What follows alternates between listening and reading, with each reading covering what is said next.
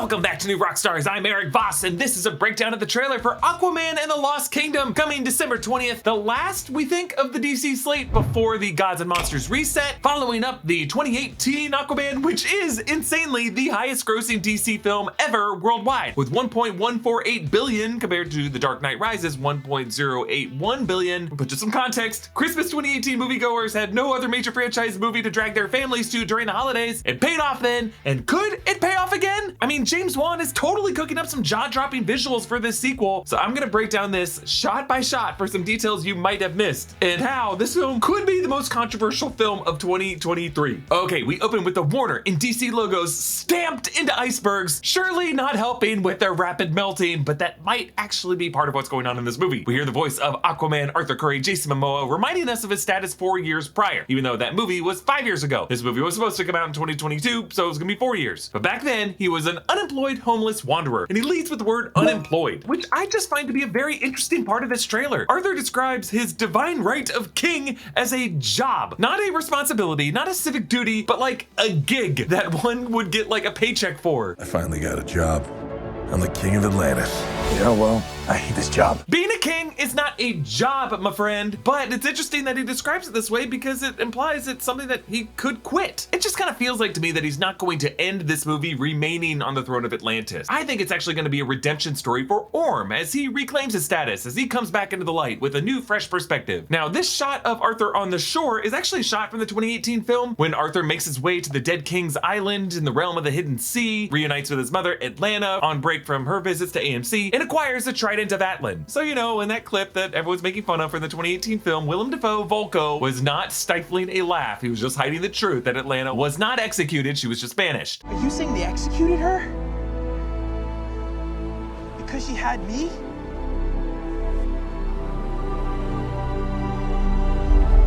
Yep, we see Arthur picnicking by the Curry family lighthouse, Jason Momoa doing what looks like some Maori warrior poses with Tamara Morrison. Arthur has a baby now, and Amber Heard is definitely in this trailer. See, she's right here, kind of like Marla Hooch from the outfield. What a hitter! What a hitter! Oh my God, what a hitter. I am not implying anything about Amber Heard's legal history with Johnny Depp by saying Marla Hooch, what a hitter. It's a reference to A League of Their Own. That's it, I swear. Now, some very important comics context that we all need to know here. Arthur Curry Jr., the baby, becomes Aquababy with similar powers as Aquaman, and a trigger warning here. In the comics, Black Manta does kidnap Aquababy, puts the baby in a sphere, fills that sphere with air so Aquababy can't really breathe, and makes Aquaman fight Aqualad to save Aquababy, and then after the fight, Arthur discovers that Aquababy is dead. Ugh, I know. Would this movie ever actually do that to this sweet, sweet cherub? I would think not, but Black Manta does say throughout this trailer, I'm gonna kill Aquaman and destroy everything he holds dear. I'm gonna murder his family. And then later we hear, He means to end the bloodline.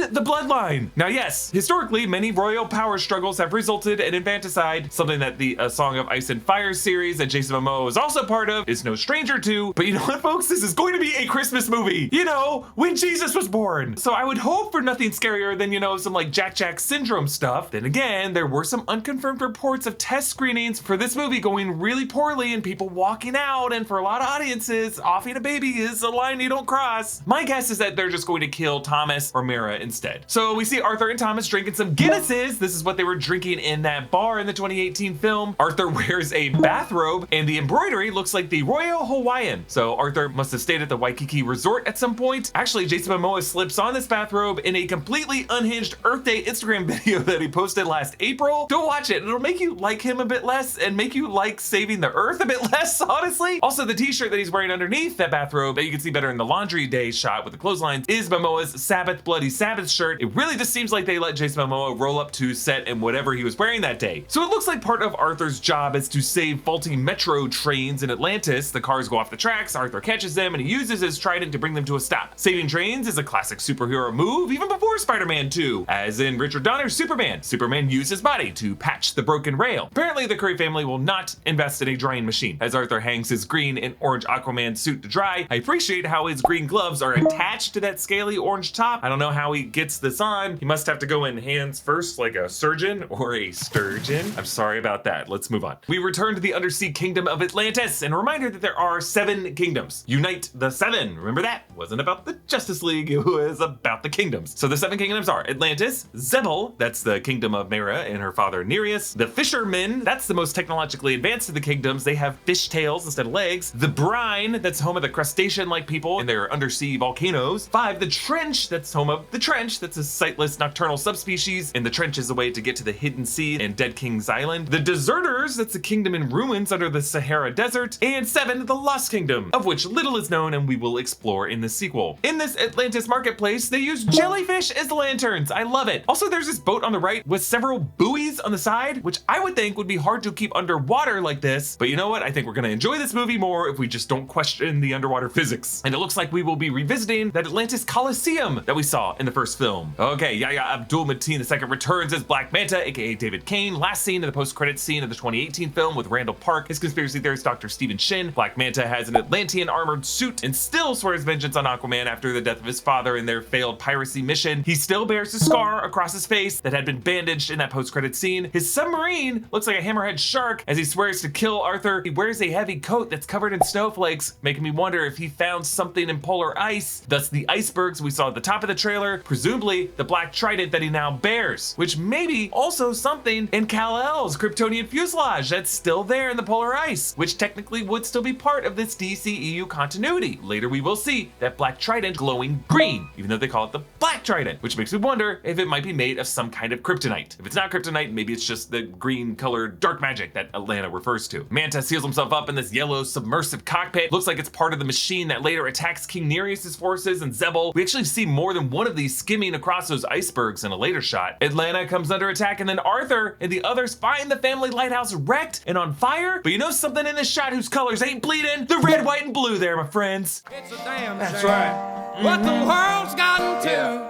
The people. Really, I think the coolest looking shot in this trailer is later when Black Manta stands triumphant in the coastal rocks with the collapsing flaming lighthouse behind him. He did this. So are the Currys okay? Well, as the house burns in the overhead shot, we see Arthur running up, followed by Atlanta, and then Marla Hooch Mera, and then there's a 4th person in the back while someone comes out of the front door. Hopefully that someone is Thomas. Kind of looks like he's carrying the baby, so I think they're okay here. So Atlanta warns that Manta must be stopped or a global meltdown is imminent. I'm thinking it's not just violence.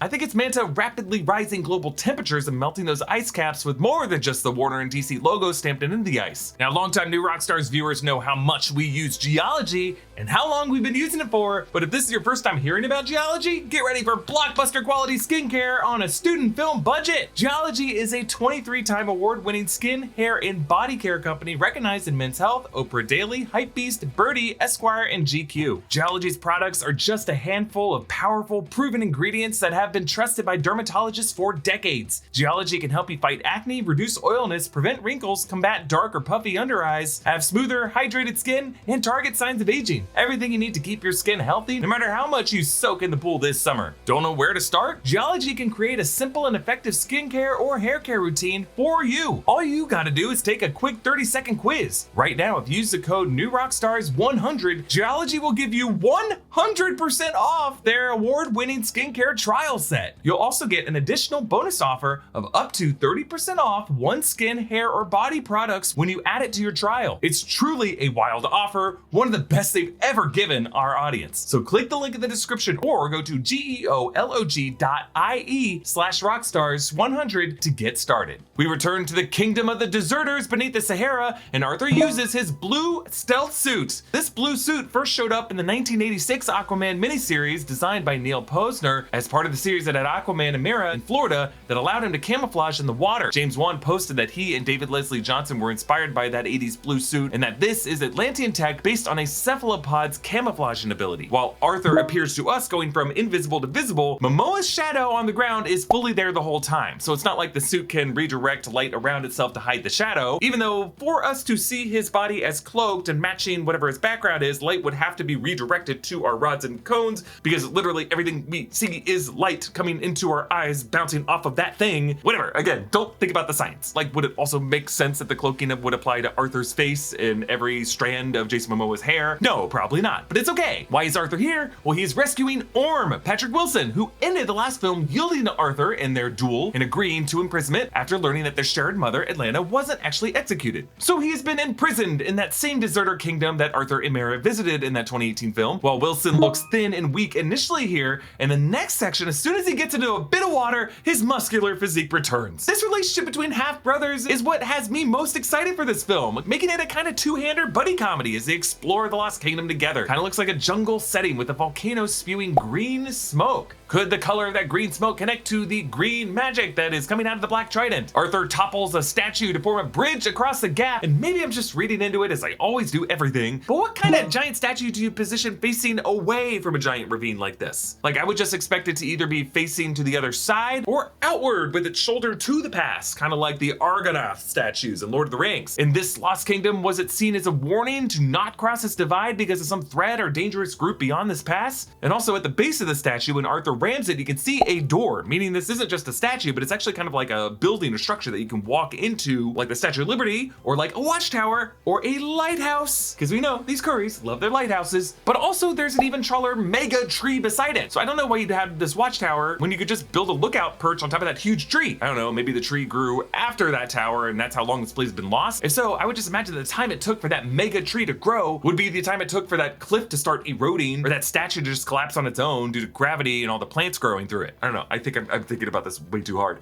Let's move on. Okay, Arthur and Orm visit this shark society, 2 warriors flanking them, while a third behind them steering whatever vessel they're on. We know India Moore is playing Karshan, who in the comics is a Green Lantern villain, tiger shark. A what? A tiger shark that quickly mutated after exposure to nuclear waste, giving him intelligence and telepathy. We get a shot of Manta marching toward us and flipping the Black Trident, and we see it has a delayed effect as a lower bar flips up into the prongs of the Trident to activate it. So this Trident really comes in 2 parts. We flash back to an ancient battle showing King Atlan's defeated the previous wielder of the Black Trident. Atlan is the first king of Atlantis, played here by Vincent Regan, also known for roles in Clash of the Titans, in Troy, and most recently, One Piece. It looks like he severs the hand with that Black Trident still in it. All this, I think, clearly inspired by the Lord of the Rings prologue, when Isildur severed the finger with the shattered blade of Narsil with the one ring still on it. I mean, you gotta imagine with every new piece of mythology that Warner's pumping out, they're still trying to recapture that magic that they had with the Lord of the Rings trilogy. We see some demonic creatures that look like they are controlled by the Black Trident. And again, maybe I've just watched Lord of the Rings too recently, but they do kind of remind me of the ghost, the dead man of Dunharrow that Aragorn has to command to fight. And then as Manta stands before this collapsing lighthouse, some of his minions include non-humanoids. Like on the left, you see an octopus, also a giant prawn, I'm pretty sure that is. Arthur duels Manta trident to trident, and then faces this massive crustacean creature going right into its jaws. Then another scene when Arthur is not in his Aquaman suit, he tries to punch a submarine, but then gets blown back with a sonic cannon and gets trapped beneath the boulder. One of these sequences will take Arthur and Orm to this polar region with these icebergs. I wonder if this is gonna be the final battle of the movie. Manta's yellow machine skim across these icebergs, and here we see Arthur with the trident beneath the icebergs releasing kind of the sonic shockwave. We literally get half a second of a close-up of Amber Heard in this. Mara punches a crack in a submarine window. It's kind of like the trailer won't even show her face without splintering the glass between her and the camera. Aquaman rides a giant